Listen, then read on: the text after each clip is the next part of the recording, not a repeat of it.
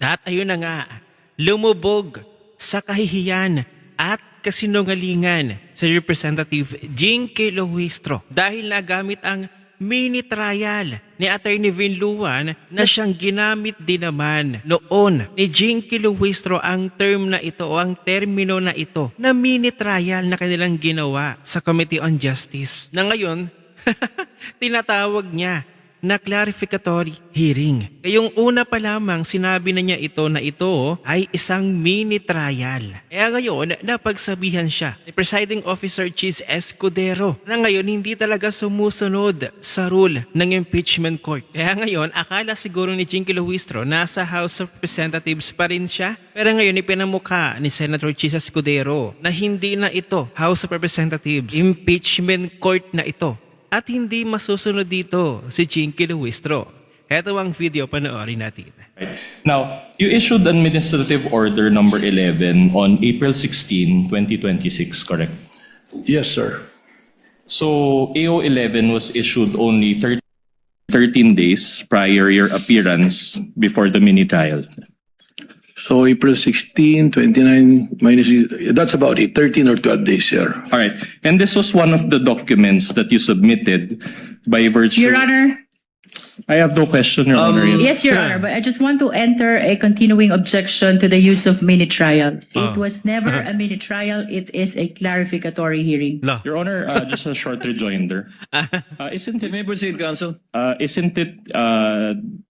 with all due respect, isn't it Representative Luistro who termed such proceedings Yes. mini trials? Siya gumamit I just want niya. to inquire. Of Representative Your, Luistro. may I respond, Your Honor? The lead prosecutor may respond thereafter. We shall continue. Yes, what is your response, counsel? The prosecution has been very consistent that what we did in the Committee on Justice of the House of Representatives is never a mini trial. La. It is a clarificatory hearing consistent to the House rules on impeachment Sinungaling. and even consistent to the provisions of Article 11 Sinungaling. of the Constitution. Yeah, so this Oh, will yan na. be a mini trial, Oh. should I say, no? Because the full-blown trial will happen in the Senate. Should I say? What is important is to give ample opportunity to the complainant Bubulal ka pa, ate. to present their witness and evidence per ground. No? Per ground. We've Per been ground, discussing this with the members. Kasi if you will notice, the grounds in the third and fourth impeachment complaint are almost similar. So, we are seeing the possibility that while the Similar talaga yan presentation sa of trial. evidence must be done per complaint, Di ba? there Per is a complaint pa ang possibility of ginawa nila. adoption of witnesses, Na parang adoption of impeachment evidence, trial talaga. adoption of direct and cross-examination by the time we deliberate on the O di fourth ba? May impeachment. cross-examination pa. But definitely, notwithstanding the fact that the answer of the respondent is not actually responsive to the allegations, she will still be given ample opportunity to present her evidence after the complainant. Oh. Jinky Luistro. Malinaw na malinaw ha.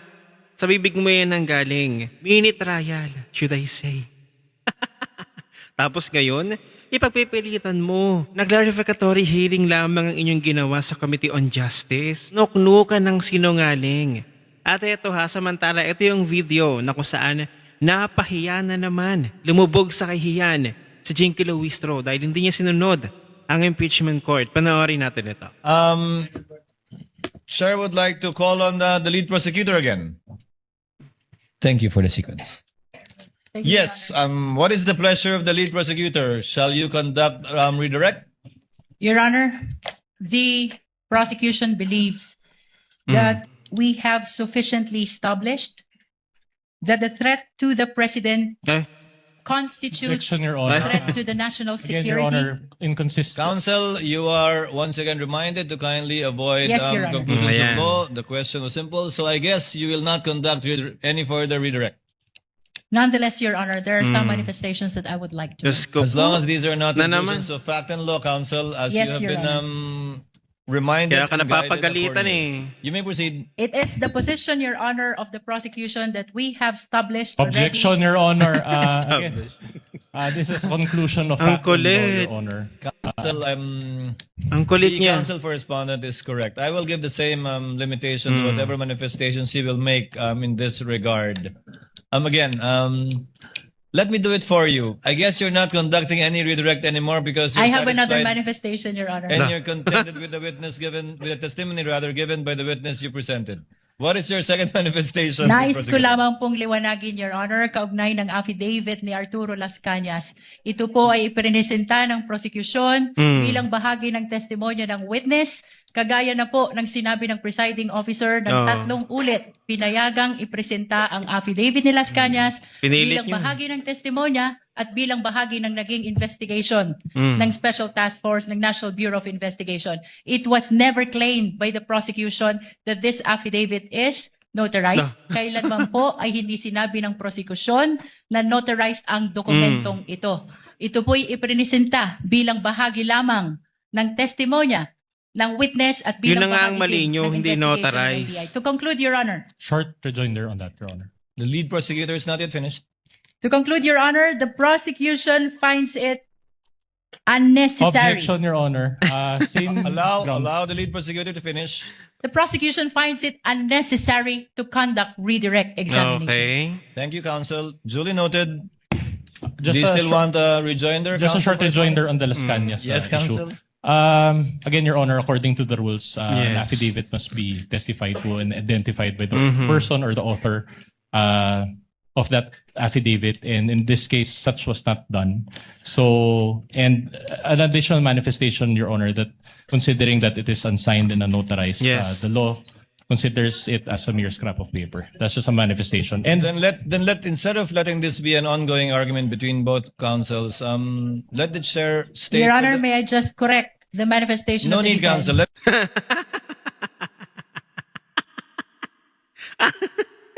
No need. Pahiya ka na naman. Diyos ko po. Natawa ako dun Ayan.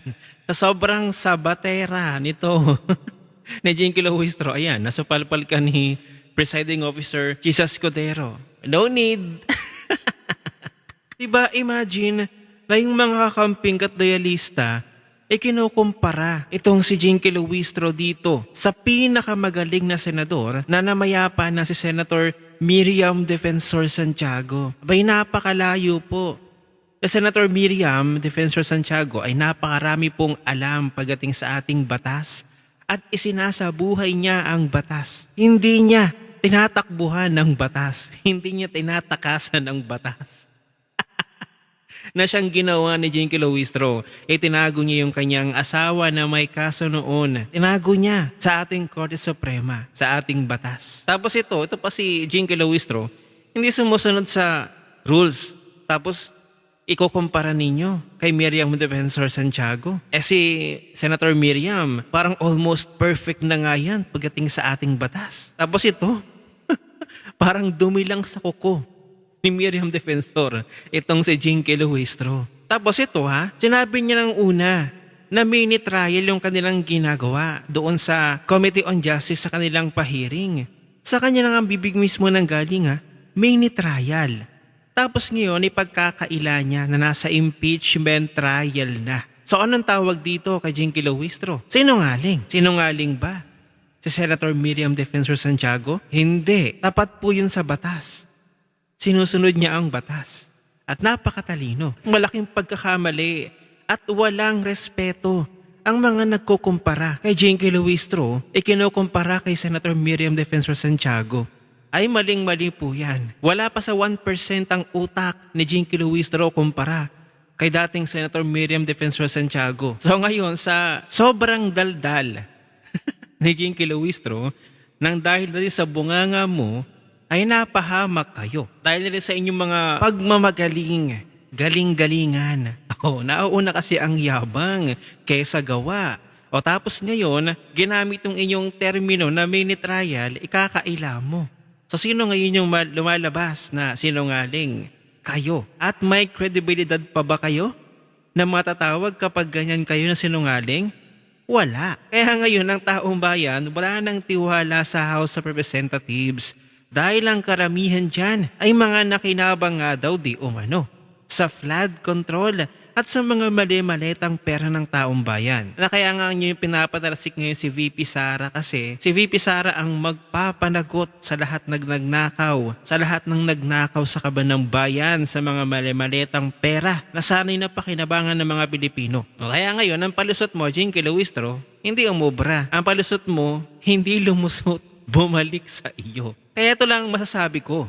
At ang masasabi rin siguro ng aking manonood, Jinky Luistro, ang kapal mo naman na ikumpara ang iyong sarili kay dating Senator Miriam Defensor Santiago. Napakalayo po. Isa ka lang dumi sa kuko ni Miriam Defensor Santiago.